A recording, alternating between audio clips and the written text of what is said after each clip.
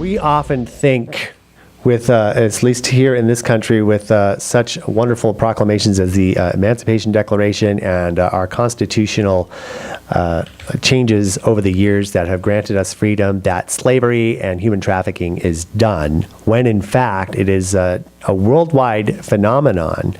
And one of the organizations that helps to raise the level of awareness that human trafficking is still a very serious issue worldwide.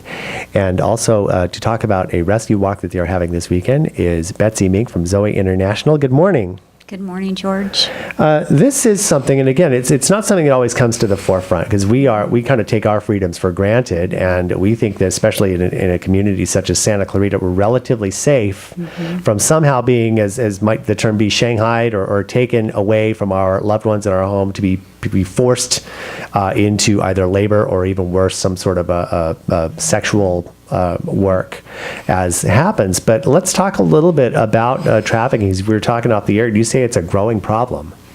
It is a growing problem. There's an estimated 21 million people who are caught in human trafficking today. 5 million of those are children, and that's what ZOE focuses on. We rescue children from human trafficking. We started this work 13 years ago, and at that time, human trafficking was number 3 in revenue making for organized crime, and it's a big business is what it is. It has since moved up. It's drug trafficking, gun trafficking, and human trafficking. It has since moved up to the number 2 spot in revenue making. And all the leading experts say that it will soon, at the rate it's growing, it will soon be the number 1 money maker. Because what's happened is the criminals, the bad guys, have discovered that you can sell a gun or you can sell a kilo of drugs one time and make your money.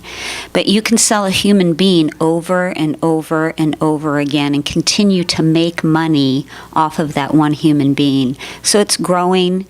It's an atrocity that touches every nation in the world. It touches every state in the United States, including ours, every community, including ours. It's happening right in our own backyards.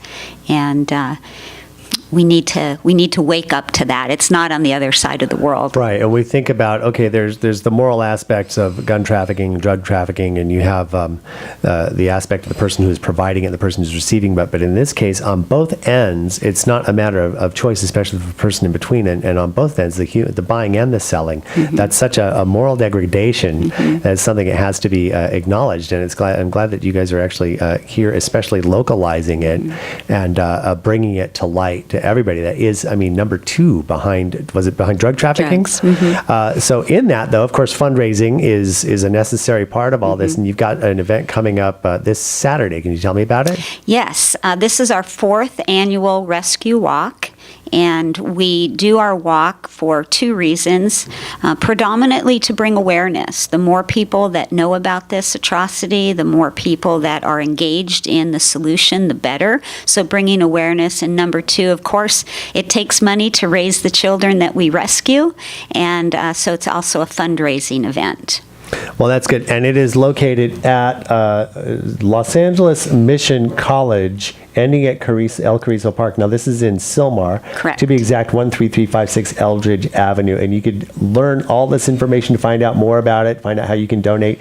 ZOERescueWalk.com, ZOE rescuewalk.com. So are we looking now, when these funds are available, you say they're raising children. What happens when you're able to rescue children? Do they go back to their parents, or is there an opportunity for that, or how does that, what kind of support do you give to them once they're actually brought back from this human trafficking situation? Okay, so currently we're rescuing children in Thailand. So I will address your question based on the children we're rescuing in Thailand. If the child is able to be repatriated or reunited with their family, that's the number 1 thing. Every child needs to be with their family. But we rescue a lot of children who have no one to care for them, and that's why they became vulnerable to trafficking in the first place. So we raise them. We have a children's home where we raise them, and they are our kids forever. They never age out of Zoe. Once a Zoe child, always a Zoe child. So we raise them. We have our home set up in small family units so the child can really feel part of a family, not just being in an institution, but part of a family unit. And so we raise them, we educate them, we provide all of their needs as a member of our family. So some kids get reunited with family. Some kids are trafficked into Thailand, and so they're repatriated to their home country. And then many of the children stay with us.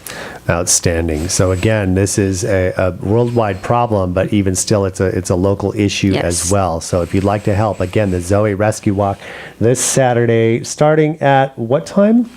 Registration is at 9 o'clock, and the walk starts at 10. So you don't have to get up too early. That's it's right. It's a nice little drive just over the hill, a few miles from here in Sylmar. Los Angeles Mission College is where it starts. Again, you can learn more about this and learn more about how you can contribute and help out ZOE International. ZOERescueWalk.com. ZOERescueWalk.com. Betsy, thank you so much for stopping by and talking about this event and talking to us a little bit about this issue. Absolutely. Thank you, George. You bet.